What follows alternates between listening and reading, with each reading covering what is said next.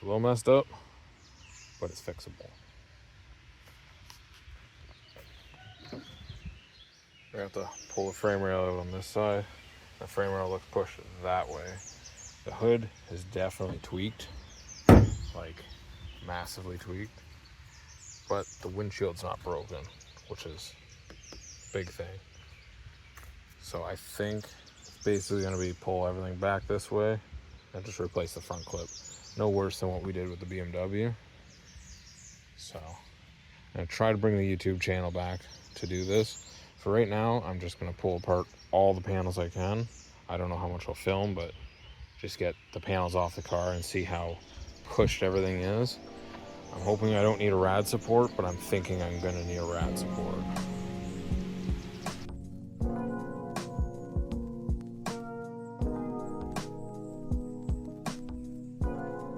Notice how far over it is, though. That the rad doesn't seem like it got cracked, but the whole support and everything's shifted over so much that the hose actually ripped out of the thermostat housing. And then I think the headlight's pretty close to where it's supposed to be, but you can see the huge gap in here, and the fact that it actually like sheared the passenger side fender right off for the most part when it was hit on this side. So it was a pretty good smack it got. But just keep stripping. Eventually, worst comes to worst, you literally just keep pulling it until it's back to where you want it. Even the hood latch and hook is like, the hood lands about here now instead of in the middle of the latch.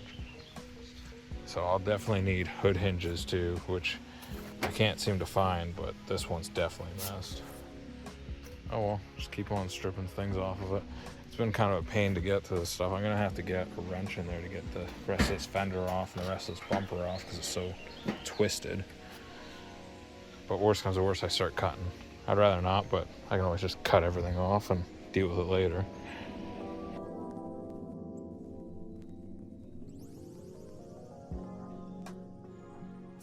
So it's definitely tweaked over here too. That's pretty messed up. And then we got, I don't know how I'm getting this out exactly yet, but the threads, she's a little twisted there, but I'll probably end up just ripping that right out at some point. It would be nice to keep this piece, because I don't know, I think, oh yeah, it's just screwed on, because that's like the support piece to hold the bumper straight, and I don't know, whatever bumper I end up getting, I don't know if it's going to have that, so that would be savable because I just twist it back. But I got most of the top bolts out. I just need to figure that all out. This headlight is still hitting here, so it's definitely, the bucket is definitely pushed back or something, or at least just not straight anymore. And the plastic's kind of warped, I think. I don't know, I've never torn apart a Miata before.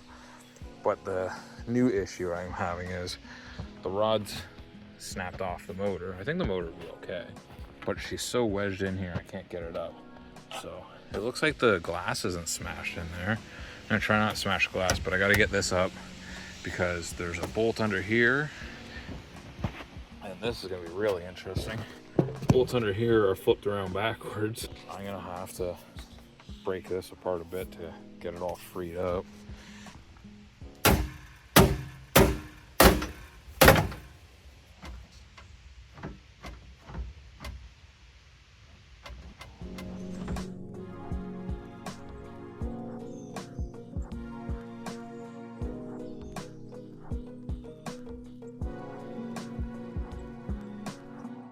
Yeah, sure, okay. Get that bolt out.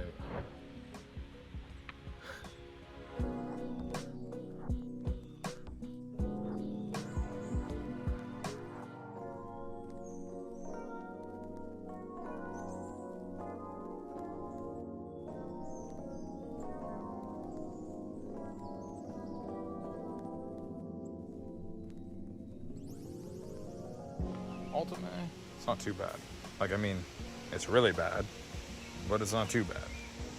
Not the airbox out there, so that frame was over about that far there, which is pretty much where the subframe is. So it is tweaked there a little bit, but you can see where it's crumpled. It kind of isn't too bad back there where the shock tower is. which ultimately at the end of the day, that's what really matters, where the shock tower is and where the subframe mounts. But you can definitely start to see the extent of other damage. Like, it's pulled the sway bar right out. I'm pretty sure the bushing out of the lower coilover, I think it's messed or bent. I hope it's not, because I'll use that coilover. I don't care. That control arm is wrapped around it as well. And then as you can see, the subframe, it's definitely twisted in on both sides. So the subframe, I think, is pretty much pooched one way or another. You can kind of see where it's bent in, but I'm just hoping the mounting points are all right for the subframe. Sway bar, it looks like it just kind of pulled the bushing out, as opposed to like ripping that whole thing down. But yeah, it's definitely not straight anymore. And over there, it definitely got hit a little bit. I think a lot of it is if we pretty much put a chain around like this crash bar area and leave the crash bar attached over there and just pull everything back. I might even be able to do it with the truck, but if I can get it on the rack at work, I can possibly do it there. But yeah, it's definitely, you can see right here how not straight that is to the rest of it.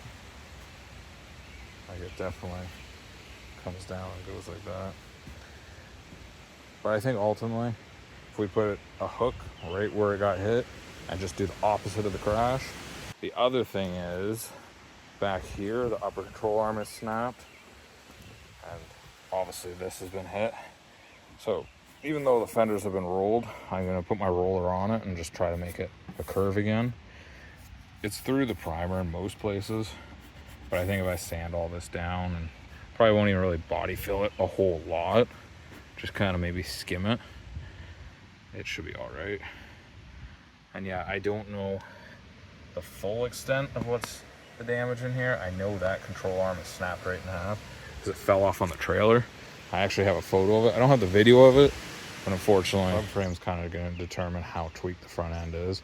And if I put the subframe in it with all new control arms and everything and straighten that shock back out, the caster will come forward and the car will be drivable again. Because this car runs and drives perfectly. It's just obviously the tire's a little castered out. So that's kind of another thing I want to do next, is just get it so it's movable without me needing to drag it around or push it, because even dragging it with the wheel like that is just a pain in the ass. If it didn't have the welded diff, it probably wouldn't drive right now, as it's literally driven the tire right off the spare rim. I'm no professional, but I don't think this is supposed to be like that.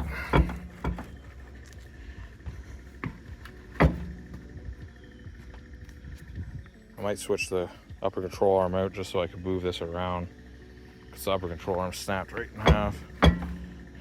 Yeah, that's definitely not ideal. I didn't realize it was the whole knuckle. I thought it was this control arm that broke. It's the actual knuckle that snapped. So that kind of sucks. I might change it right now if I can, for the sake of moving the car around, but that's a bunch of extra work just to switch it back later. That sucks. I wish I had a welder right now.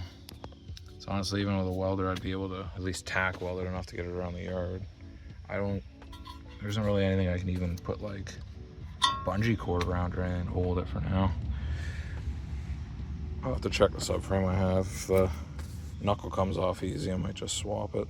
One way or another, I gotta get the axles out, because the subframe I have didn't come with well, it didn't come with a diff, but it does have axles. But either way, the axle will be coming out of this, because it's obviously scrap. That sucks, but at least the axle hasn't really popped out, I don't think. At least not recently. Cool. And then once I move it, swap everything back. But for right now, I just want to be able to move it without ripping the CV axle right out. And when it fell before, it was just the brake line that was holding it in. So I don't really want to rip the brake line out either. For all the time it takes to undo 4 bolts out of the axle, and then right now 1 out of the control arm, I might as well just swap it out. So I don't want to jinx it, but this car is pretty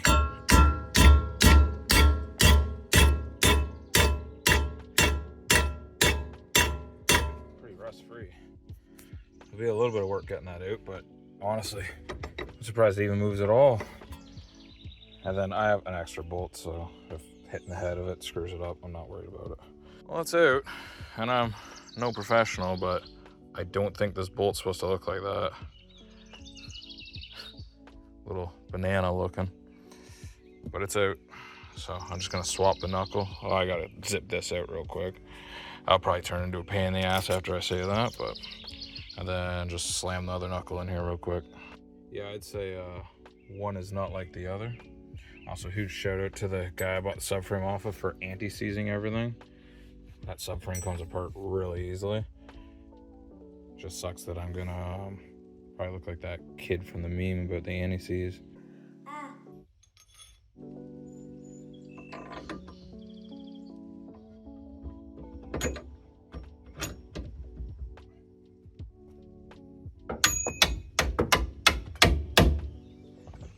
This is supposed to be really quick to just swap this in.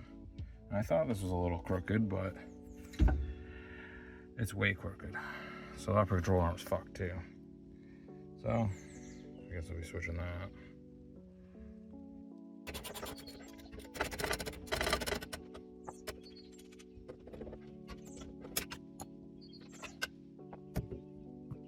That's a little different.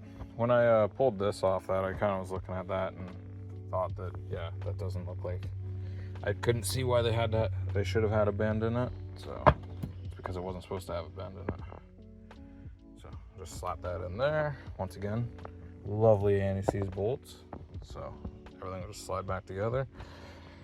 Do the axle back up, throw the caliper back on. Unfortunately, when they powder coated it, they left the slide pins in there. I don't think well, it's coming out. I'll probably just use my slide pins because the powder coating is probably so thick I'll have to grind that off to get the caliper on.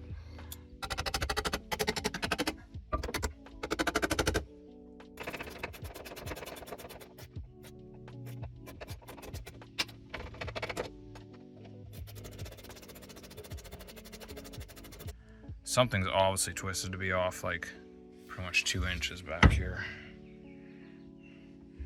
Because I know that subframe that I got all those parts off of isn't twisted.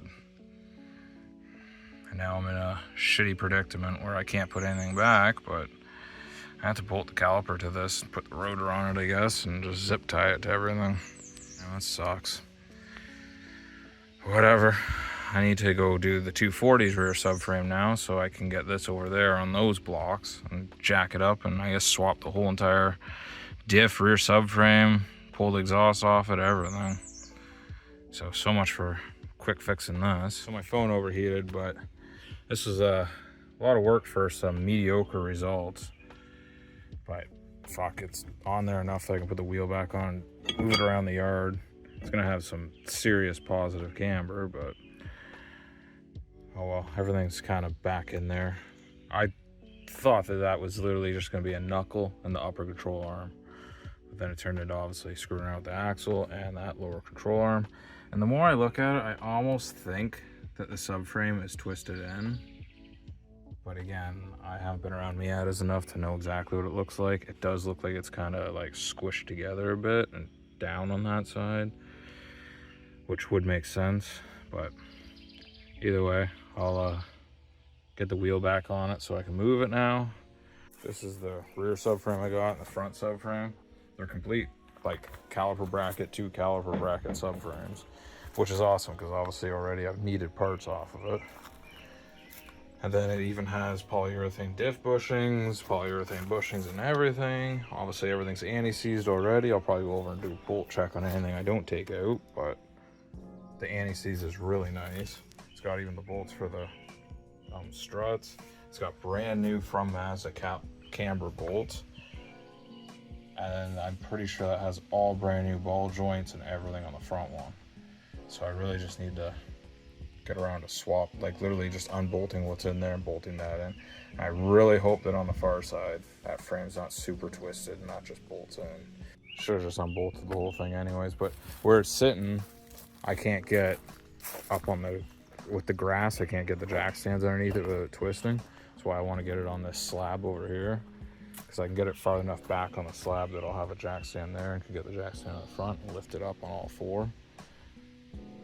But yeah, right now I gotta drop that old crappy subframe out of there, pop the diff. The axles are already loose, so hopefully they just come out. Pop the diff out, put all that in the other subframe and just bolt it back in, just so I don't have rear steer. But that's where I'm at. I'm probably gonna end the video here. I'm just gonna ramble on about nothing, like useless BMW motors hanging in the backyard. So yeah, if you haven't watched any of the videos and this is your first video, I'm planning to bring the channel back. There's 240SX with an LS in it, the Miata that I'm hoping to get done real fast. I do still have the 8.6 in here. It hasn't been touched in about a year. I have doors coming for it and a bunch of parts that I want to put on that soon. And we also have the E46 drift wagon, which next weekend there's an event, and if I can afford it, I'd like to go drifting with it. And then the Lada's going. As much as I want to make a project out of it, it's costing too much money and it's just really rusty underneath. And then yeah, the Civic I might do a video on eventually, because I want to replace the skirts and a few other things, but it's hard to make content on the Civic when it's just a reliable daily I don't want to take apart. So yeah, I'll probably end it there. Just ramble on if I don't. So like, subscribe, comment, all that stuff would be great to help move this along and bring back a little bit of motivation, since I'm pretty unmotivated right now by how that turned out. But I'll get it done. That's a lot of stress on those zip ties. Alignment looks mint.